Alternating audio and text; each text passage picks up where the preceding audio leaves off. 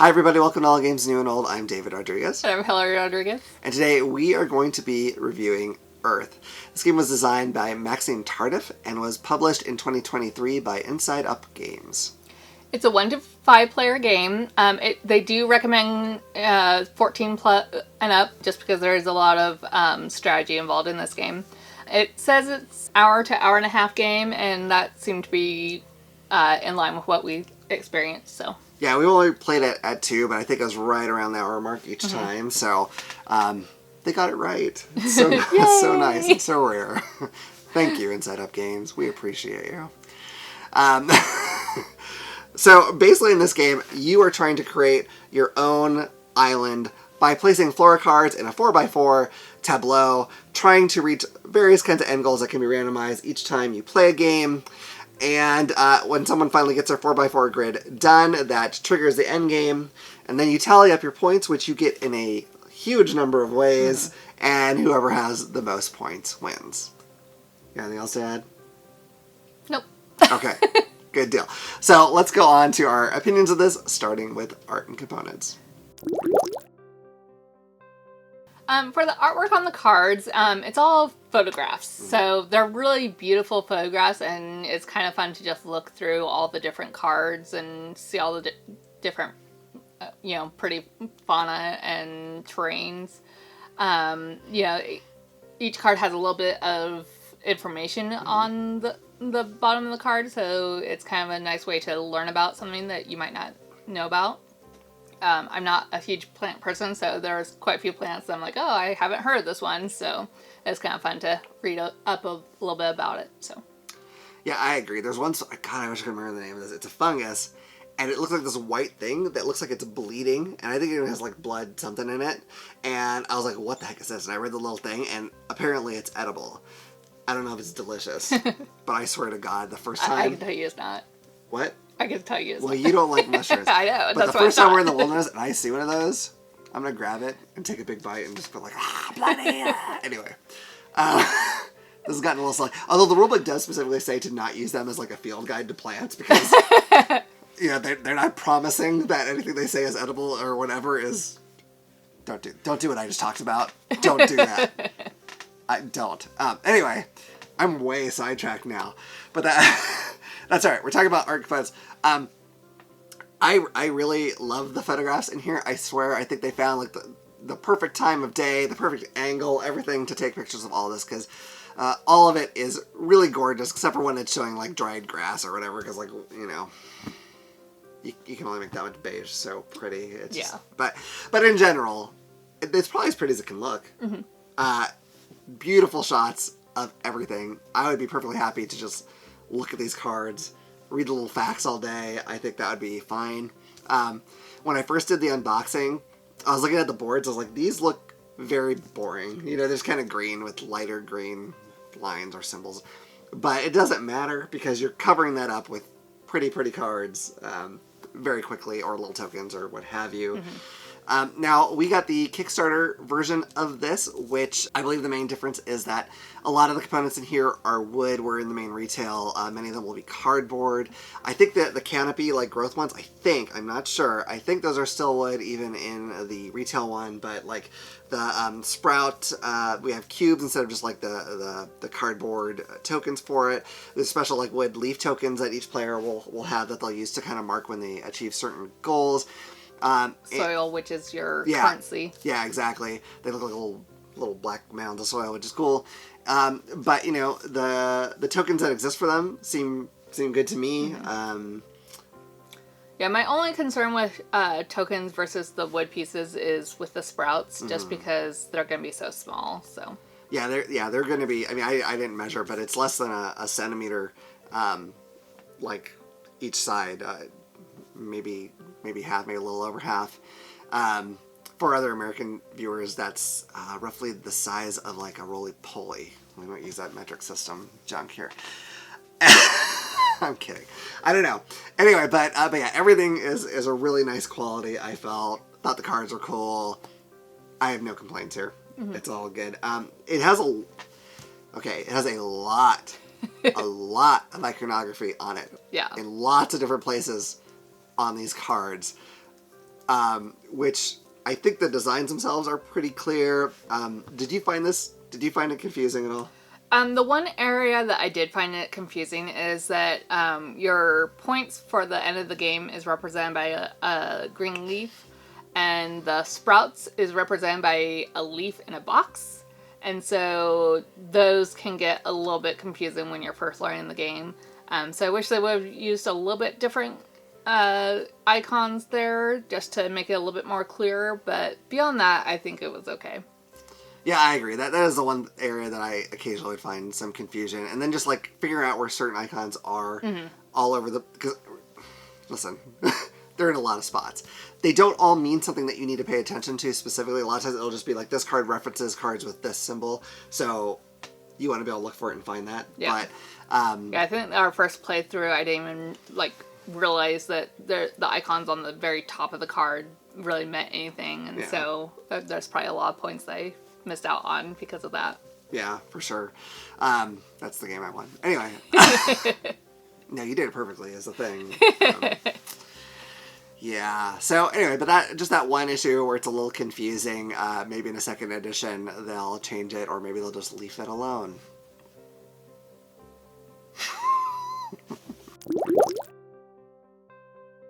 Okay, so as I mentioned earlier, the theme of this game is you're basically creating your own island, populating with flora. There's fauna as well that just kind of give you end game goals.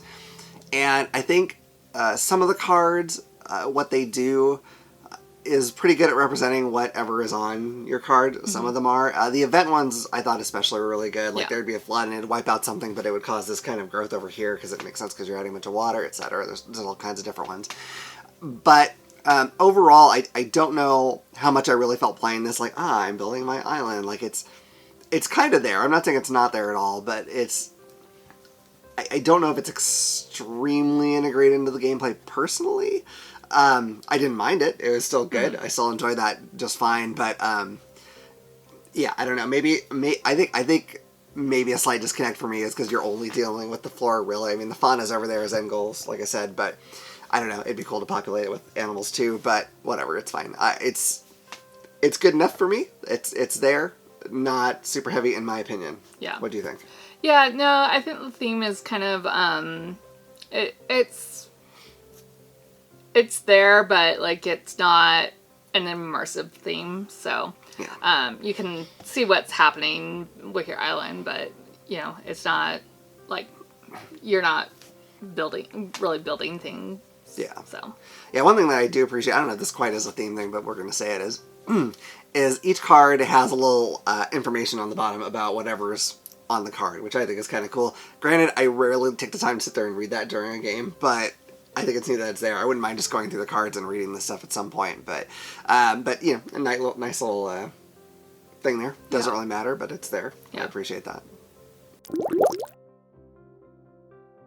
So some of my overall thoughts, it's really feels more like a puzzle game to me, because it's really just a matter of building out your tableau, being the first to one of the victory end game conditions is one player finishes building out their 4x4 grid, and then the placement of the cards where you place it on your 4x4 grid can make a difference too.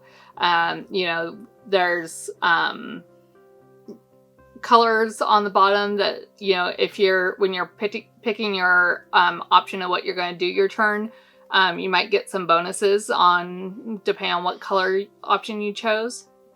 And they go off in the order that they are on your 4x4 grid, going from left to right, top to bottom. And so that can sometimes change a little bit, change what you can do a little bit. But for the most part, I didn't notice too much of a thing with that, because if I had something that cost me soil in order for me to do something, but then I had another card that gave me soil, I kind of knew that I was going to be getting that soil back. So whether I got the soil first and then did the action or the other way around didn't really make a difference. The main thing that I saw that will make a difference in when you're placing the cards, because once you place the card down, you can't move it, is that there will be some directional bonus points. So it's like you might get like 3 points for each bush that's in that row or column.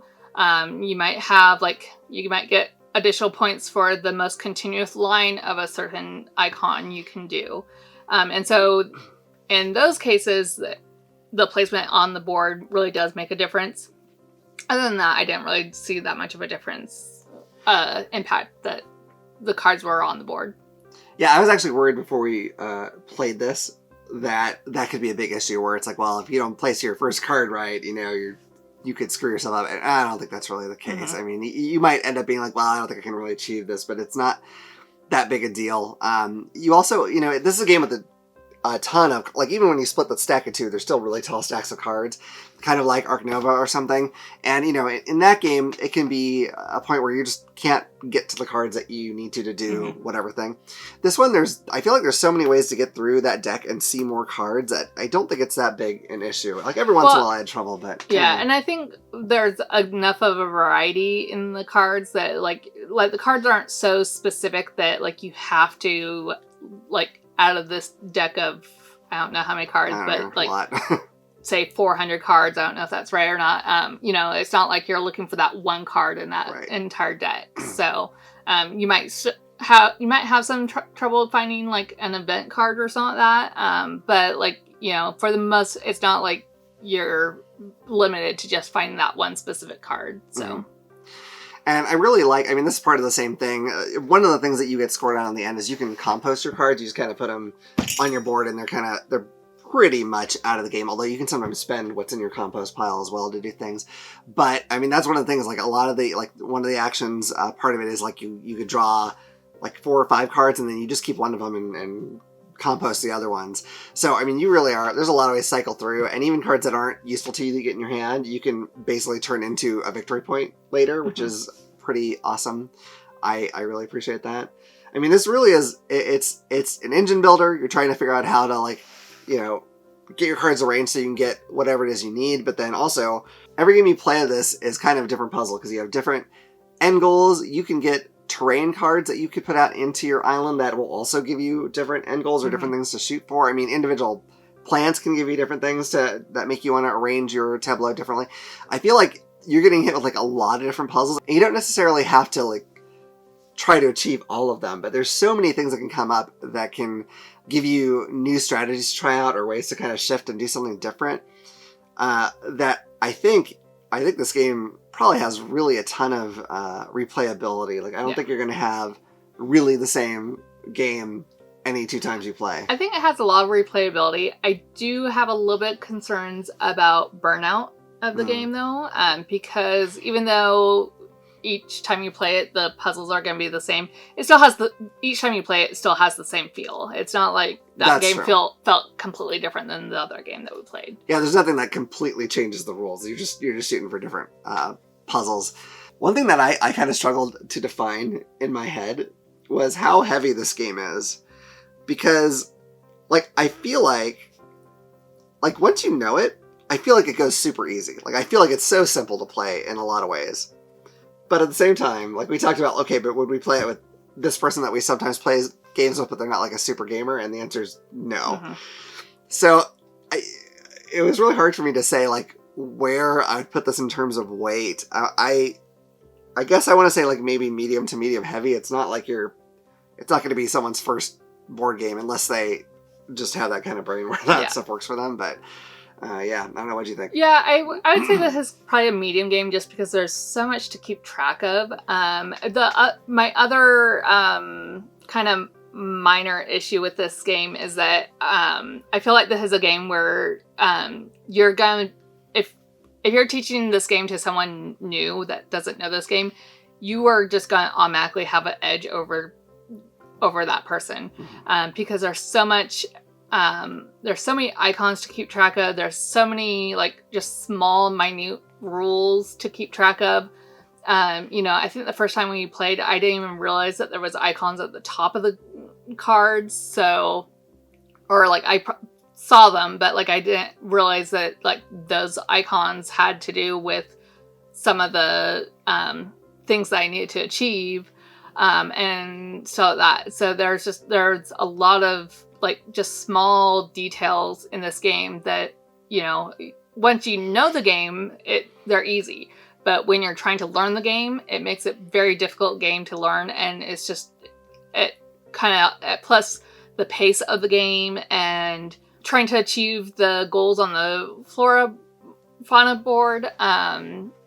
You know, there's a lot of things that to keep track of, and so it's just you know, like when you're first playing, it's so easy to like either try and accomplish everything, and so then you're not really good about accomplishing stuff that you really need to, and then also just it's so easy to overlook things as well when you're first playing. So. Right, that's true. And there's lots of I found, especially towards the end of the game, where it's like, at least I found like, okay, I got to break out of what I've been doing, because now we're getting towards the end. I just need to figure out where to maximize points in all this kind of way. So maybe I do want to just compost more stuff because building something is not going to make sense or whatever. And a new player may not get that. But I think, you know, you and I had discussed that. I think it's not going to take that many games for someone to play to catch up to someone experience. So it's not like, you know, if you've played this more times than the new person, you're always going to be ahead, probably. Like, I think they're going to catch up within a couple games, probably. Yeah, I would say, like, you know, there's definitely a difference between someone that's played this 5 times versus hasn't played it at all, or even maybe 1 time. But there's not going to be a big difference between someone that's played it 50 times versus 10 times. Yeah, exactly. So, you know, I think I've heard people compare this to Arc Nova and Wingspan. I don't think this is anywhere close to as heavy as Arc Nova, personally, but it is heavier than Wingspan, so right there in the middle. I mean, honestly, it's, but yeah, if you want that kind of weight game, I love that it only plays in, like, it took, I mean, at least 2 players, took about an hour. Yeah. That's fantastic, because I feel like you do so much in that hour, which is really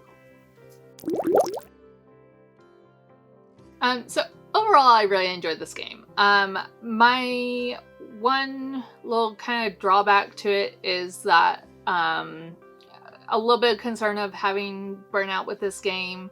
I don't think that'll be an issue for us, but I can see where it could be for other people, depending on how you play your games, if you play it back. And then having that edge over teaching someone to play a game. Because, like, you know, like if we're teaching someone to play, I want that person to be able to do really well and not feel like I'm, like, holding back. And, you know, and plus you're so concentrated on what you're doing, and you don't really have control over what the other players are doing. So it's, you know, it's not,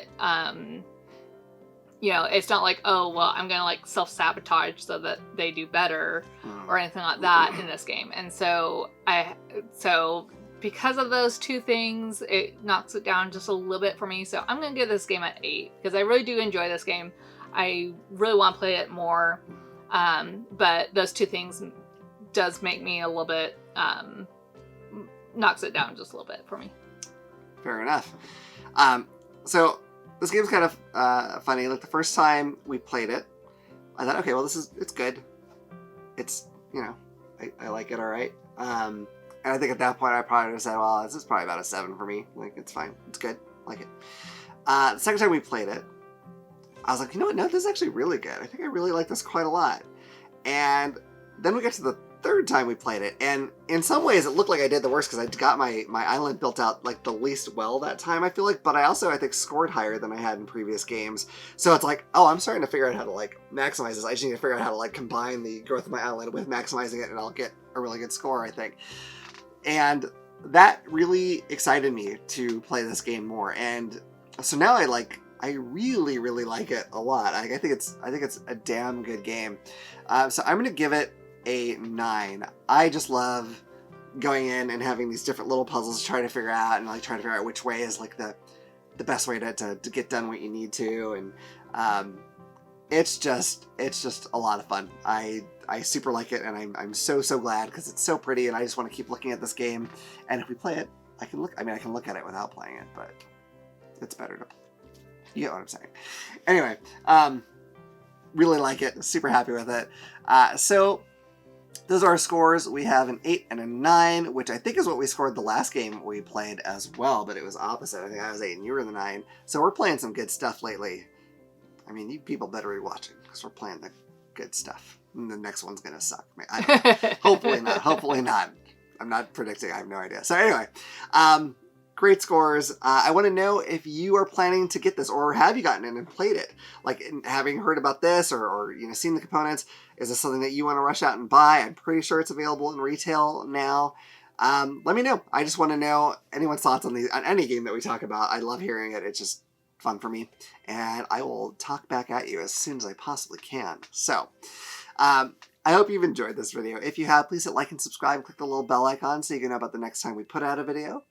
Otherwise, I look forward to seeing you all around the table again at All Games New and Old. Bye.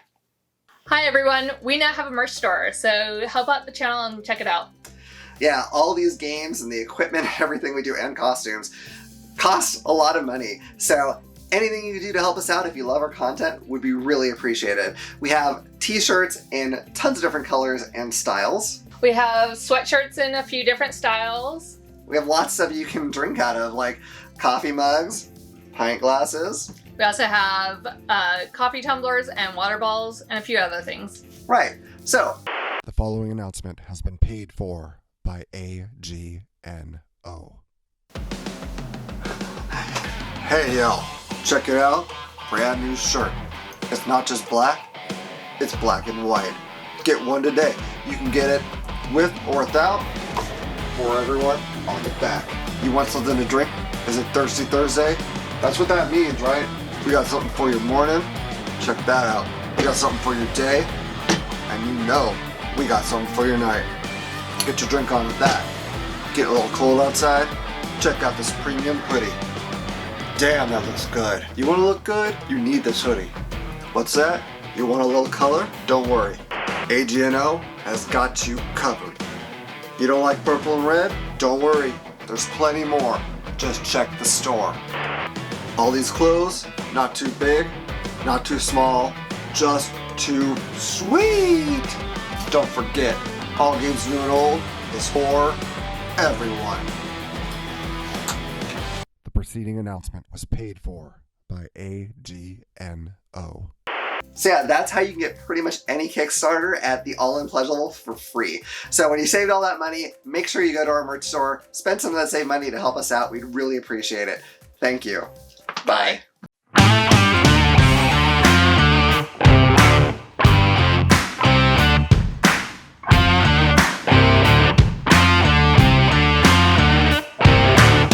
Every once in a while, this doesn't happen much. I'll be drinking my coffee or whatever. I'll pick it up like this and I'll be like, what the hell am I doing? Like, it's got a handle. Okay, so the theme of... Oh, you're yawning. Hold on. If you enjoyed that video, you might also like this one. Or this one. If you like any of our videos, what you should do is click this little button to subscribe so you'll know about the next time we put out a video. We'll see you around the table. Bye. Bye.